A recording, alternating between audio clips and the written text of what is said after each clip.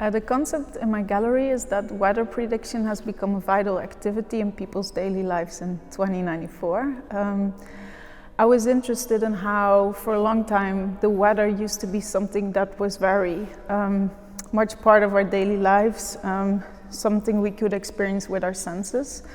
But with all the kind of, in the recent decades, and the research into the global climate has become this kind of abstract field that is calculated by computers and very much removed from our kind of bodies and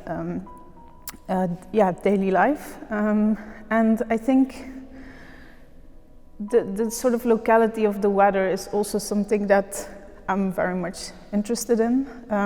Maybe you could say that the global climate as such doesn't, we talk about it all the time, but you cannot encounter it anywhere. It doesn't exist as such.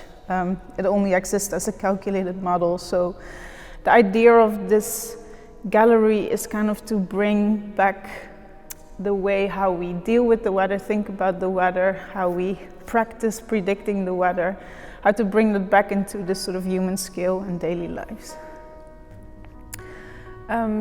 The work Wet Spells is an immersive installation that consists of several elements that all kind of engage with the weather prediction in a different way. So on the one hand, there is a sort of weather notation system that I developed, which tries to capture different weather phenomena, but it also tries to capture how, by looking at the world around you and nature, you can already discover clues and signs that kind of tell you what the weather might be like in the weeks or months to come.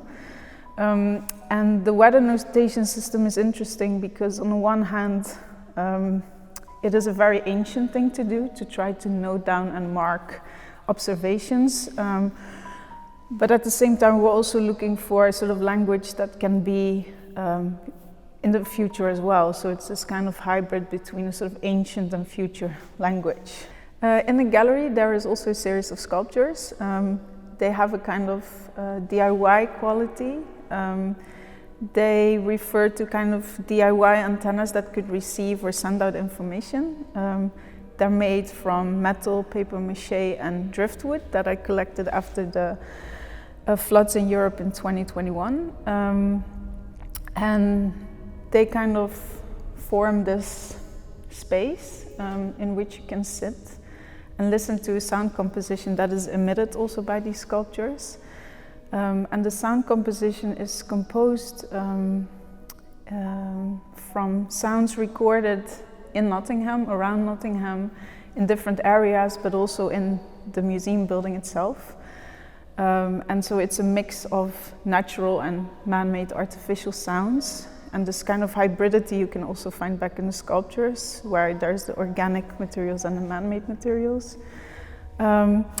But I think the most leading element of the sound composition are children's voices. We collaborated with a class of children, and they speak out sentences that are ancient weather lore. So these were observations done over centuries by people that lived in very close relation to the weather, like sailors and farmers.